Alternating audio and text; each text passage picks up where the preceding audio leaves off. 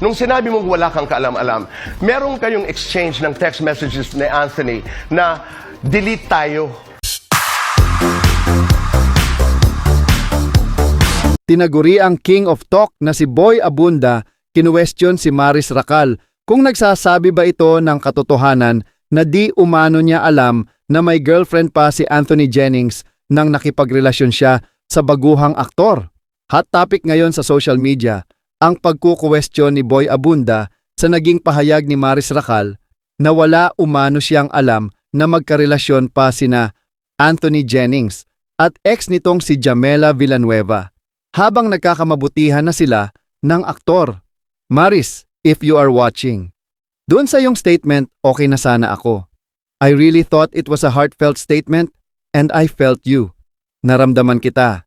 And this is probably one of your lowest points and somehow you're a friend and I really wish you the best. Saad ni Tito Boy sa Fast Talk with Boy Abunda nitong Biyernes. Gayunman, inihayag ni Tito Boy ang kaniyang pagpuna sa mga paglalahad ni Maris. May isa lang sabit sa akin. May isang butas lang doon sa statement. Noong sinabi mong wala kang kaalam-alam, meron kayong exchange ng text messages ni Anthony na delete tayo. Can you delete screenshots and messages? Sagot ni Anthony, alam mo hindi pa naman ako nagde-delete. Pag-paraphrase o paghalaw na lamang ni Tito Boy. Sa isa pang punto, tinanong pa ni Maris kung nauunawaan ni Anthony kung bakit kailangan nilang magbura ng mga mensahe. There was a line in that conversation that said, someday hindi tayo kinakailangang mag-delete. Hindi tayo kinakailangan magtago. Muling paraphrase ni Tito Boy. To say that you didn't have any knowledge that they were still together. Medyo kinu-question ko as an audience, as a commentator, saad ng talk show host. Yun lamang po. But ako'y humahanga roon sa bravery ni Maris. Pagtatapos ni Tito Boy. Ang second point ko, Maris, if you're watching, doon sa yung statement, okay na sana ako, I really thought it was a heartfelt statement. And I felt you. Naramdaman kita. And this is probably one of your lowest points and somehow you're a friend and I really wish you the best. May isa lang sabit sa akin, may isang butas lang doon sa statement. Nung sinabi mong wala kang kaalam-alam, meron kayong exchange ng text messages ni Anthony na delete tayo. Can you delete screenshots and messages? Sagot ni Anthony, alam mo, hindi pa naman ako nag-delete. This is paraphrasing it. Pero gets mo kung bakit kailangan natin mag-delete. And then there was a line in that conversation that said, someday, hindi tayo kinakailangan mag-delete. Hindi tayo kinakailangan magtago. So, to say that you didn't have any knowledge that they were still together, medyo kwini-question ko as an audience, as a commentator. Yun lamang po.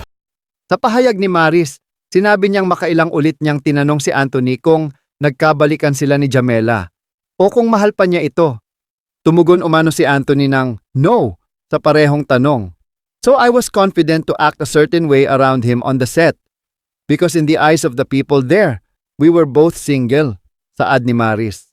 Kung kaya naman hindi niya alam na in a relationship pa si Anthony kay Jamela, I would ask him. God knows I asked him, nagkabalikan ba kayo? He said no.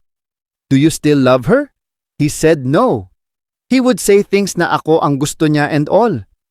Inamin ni Maris na matapos isiwalat ni Jam ang screenshots ng mga usapan nila ni Anthony, sinabi niyang siya ay truly embarrassed na nakita ng mga tao yun without my consent, against my will. That's her side of the story, and there's nothing wrong with that. But this is my side. Pumatok ang tandem ni Maris at Anthony bilang sina Irene at Snoop sa series na Can't Buy Me Love. Bahagi rin sila ng Metro Manila Film Festival entry na at ang breadwinner ay na pinagbibidahan ni Vice Gand. Samantala bukod sa Dazzle Me na isang cosmetic product at mang inasal, ay isa na naman endorsement ni Maris Racal ang nawala nakita ng ilang netizens na binaklas na ang San Mig flavored beer billboard ad ng actress.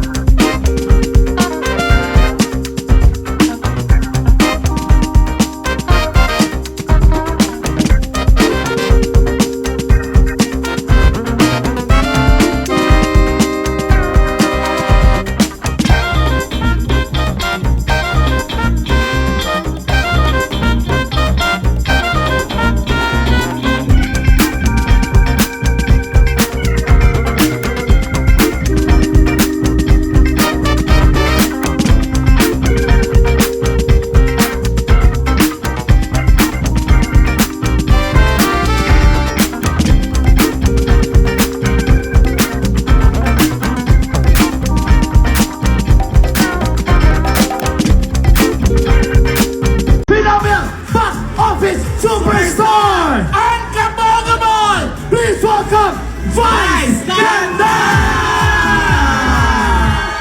Hanap pag-ibig nagtulad ng sa may kapal. Pagtanggap mo ay bukal. Kaya ngayon aking ilalaan sa'yo. Sabay-sabay! Gusto ko ikaw ang pinagkamasaya. Dahil ang iyong saya ay ligaya.